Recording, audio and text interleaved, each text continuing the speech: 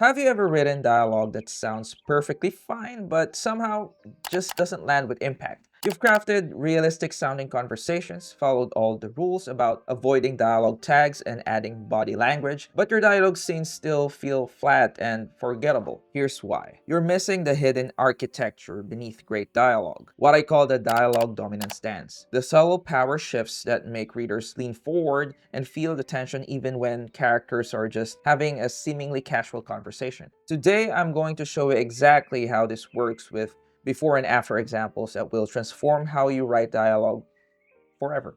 I've studied hundreds of dialogue scenes from master writers across genres, and I've discovered something fascinating. The most compelling conversations aren't just exchanges of information, they're dynamic power struggles where control subtly shifts throughout the scene. In this video, you'll learn the three key power positions in every dialogue scene, how to use sensory cues to signal dominance shifts, a simple control mapping technique to track the flow of power, before and after examples showing this technique in action. Now, let's dive into why most dialogue scenes fall flat.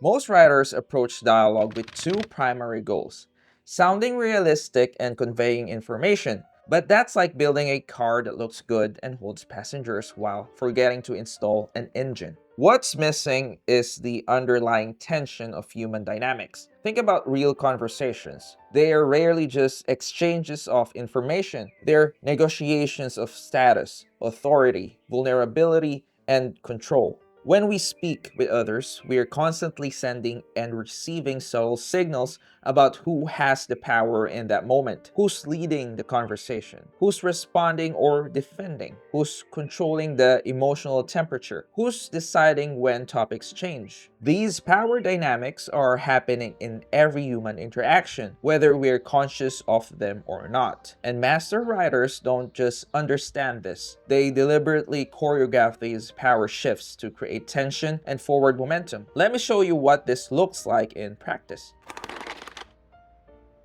In the dialogue dominance stance, there are three key positions characters can occupy at any moment. The first one is the dominant position. They control the conversation direction. They ask questions that demand answers. They make statements without seeking approval. They occupy more physical or verbal space. They interrupt or speak over others. Second is subordinate position. This is the character who responds rather than initiates, defends, explains, or justifies, seeks approval or validation, takes up less physical verbal space, and gets interrupted or yields. Then we have the neutral or equal position. They have balanced exchange of power, mutual respect for conversation boundaries, equal control over topic changes, matched energy and engagement levels, similar verbal space and pacing. What makes dialogue compelling isn't keeping characters in fixed positions. It's the dynamic shifts between these positions throughout a scene. Let's look at a weak dialogue example first. Did you get the file? Sarah asked. Yes, I picked it up this morning, Tom replied. Great. Did you read through it? I skimmed it. Nothing too surprising. We should discuss it before the meeting. Sure, that makes sense. This dialogue conveys information but has no tension. Sarah asks questions, Tom answers. The power dynamic never shifts. There's no reason for readers to feel invested. Now, let's add the dialogue dominance stance. Did you get the file? Sarah didn't look up. Her fingers tapped the desk with steady precision. Her tone clipped. No space for small talk. Tom set the folder next to her keyboard. Picked it up at 7. He didn't sit. Highlighted what Henderson tucked into the appendix. Sarah's fingers stopped. You read it? She said, now watching him. Tom nodded. You assigned it to me. Figured you'd want it prepped. He pulled out a chair and sat beside her. Posture relaxed. Henderson's hiding something. Page 34. Sarah turned, picked up the file. This time her voice softened, just a notch. Show me. Do you see the difference? Let's map the power positions. Sarah starts dominant, asking questions, not giving attention. Then Tom shifts to dominant, going beyond her request, showing initiative. Sarah briefly becomes subordinate, stating the obvious and showing surprise. Tom maintains dominance, slight correction, physical space assertion, and Finally, Sarah reclaims equal footing, giving direct command while acknowledging his value.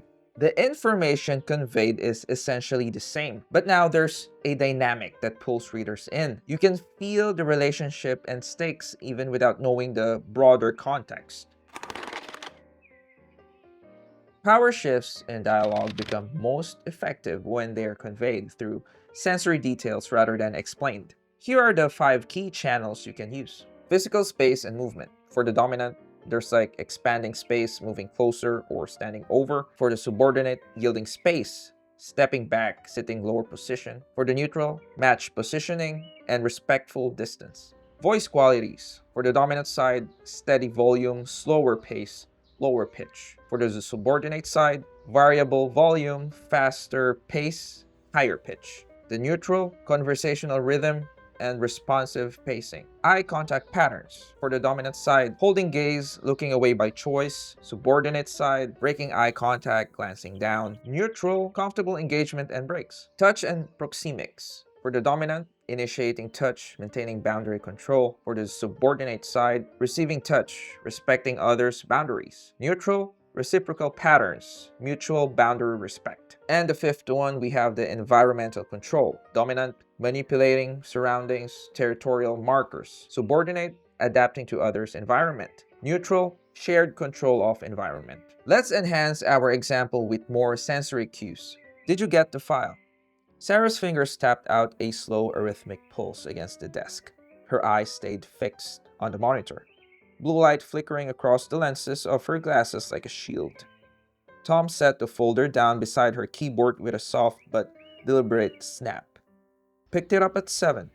He loosened his tie, then dropped into the seat beside her. Movement casual, calculated. Already flagged the sections Henderson tried to smuggle into the appendix. Her tapping stopped. The glasses slipped halfway down her nose. She tilted her head just enough to look over the rim. You read it. Tom rolled his chair in, closer than necessary. Shoulder to shoulder now, the scent of dark rose trailing off him like a quiet challenge. Thought that was implied when you put me on point. He nudged the file closer with a single finger. Henderson's burying something in the quarterly projections, page 34. Sarah turned toward him, slow as a pivot on ice. She plucked the file from the desk, opened it flat between them, her voice low and level. Show me. Notice how these sensory details aren't random. Each one signals power status. Sarah's initial focus on her screen shows dismissiveness, while Tom's definitive snap and relaxed posture claim territory. Her looking over her glasses shows reassessment, while his coffee scent invading her space shifts the dynamic. Finally, her holding the file between them reestablishes balance. These sensory cues create a visceral experience for readers that goes far beyond the words being spoken. Now I'm going to show you a simple but powerful technique to deliberately choreograph these power shifts in your dialogue scenes. I call it control mapping. Here's how it works.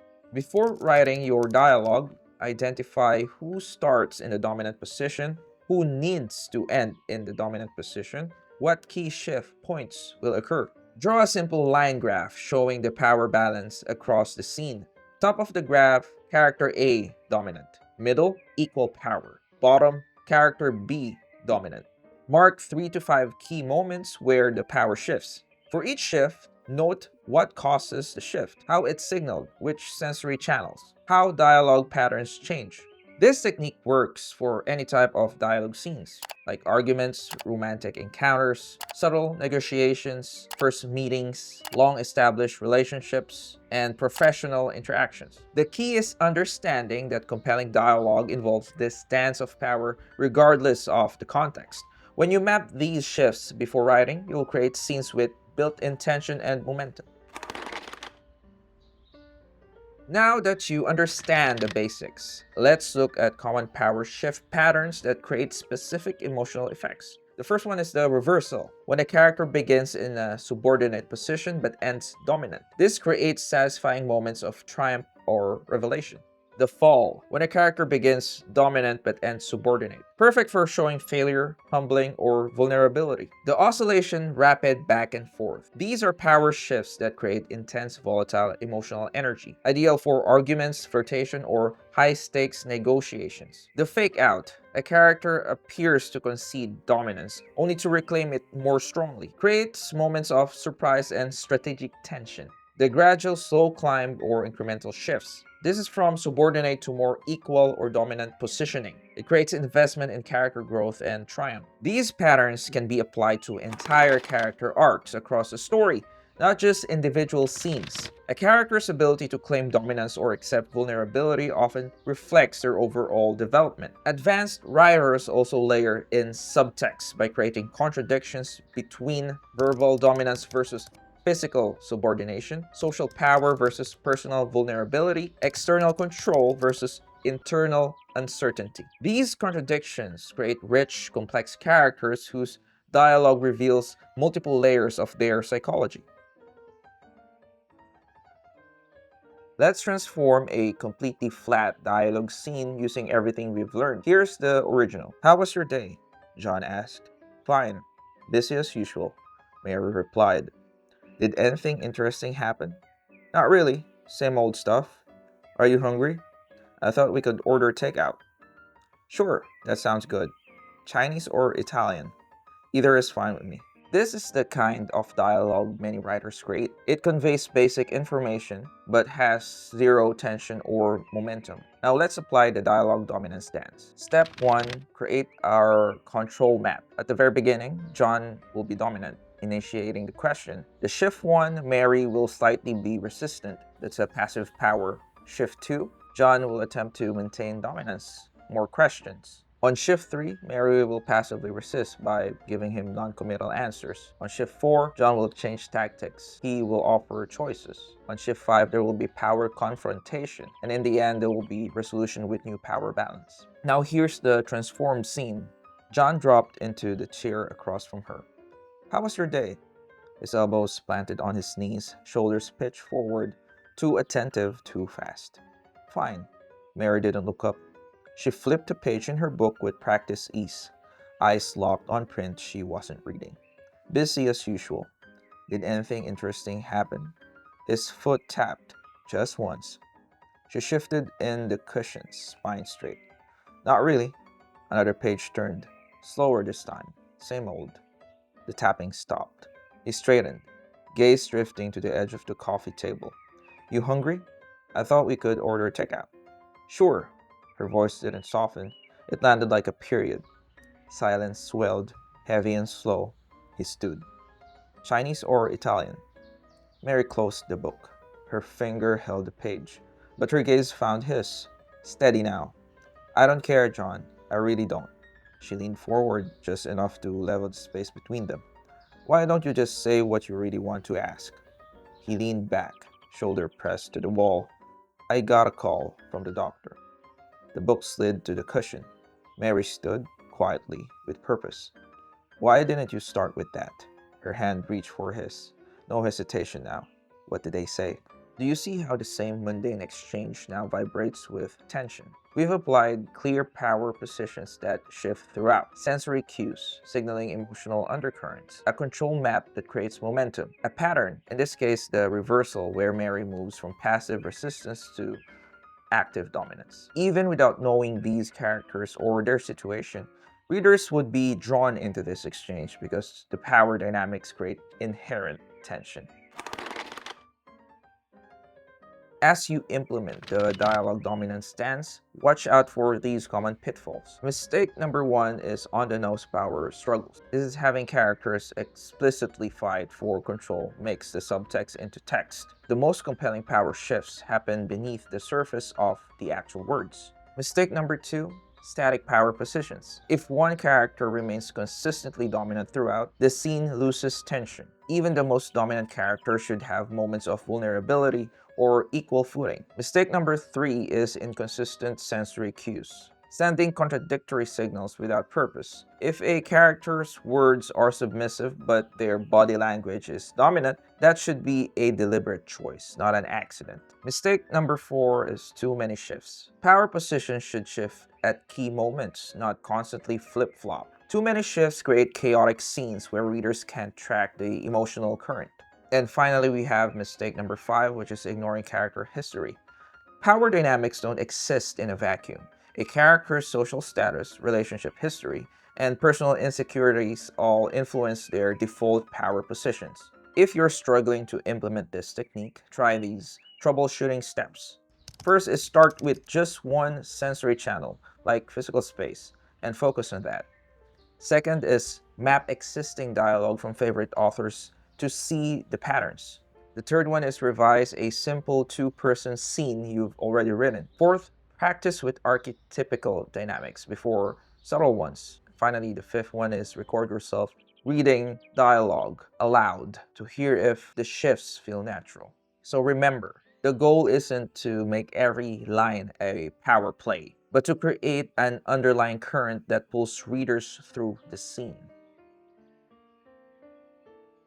Here's a challenge to implement what you've learned today. First is choose a dialogue scene from something you're currently writing. Second, create a control map showing the current power dynamics. And then identify at least 3 places where you could create a power shift. Fourth one, revise the scene focusing on sensory cues that signal these shifts. Fifth, read both versions aloud and notice the difference in tension. As you practice this technique, it will become almost second nature. You'll start to see the dialogue dominance dance in every conversation, in books, in films, TV shows, and even real life. The dialogue dominance dance isn't just about making individual scenes more compelling. It's about understanding the deeper dynamics that make any human interaction fascinating. This same awareness of power shifts can transform character introductions, action sequences, internal monologues, setting description, and narrative pacing. Master writers understand that all storytelling is about shifts in power, vulnerability, and control, whether between characters, within a character, or even between the reader and the story itself. Start choreographing these power dynamics deliberately, and your dialogue won't just sound good, it will resonate with the fundamental tensions that make human interactions endlessly fascinating. If you want to see more techniques like this that go beyond the basic writing advice, hit the subscribe button and the notification bell. Or not, it's completely up to you. And for those of you who want to master this technique, I've created a downloadable PDF. I call it the Complete Dialogue Dominance Stance Guide. It includes a printable control mapping worksheet, 10 additional examples of dialogue transformations, the advanced power patterns for specific emotional effects, a troubleshooting checklist for common dialogue problems. Just click the link in the description or scan the QR code to download your copy. Let me know in the comments which dialogue scene you're going to transform with this technique.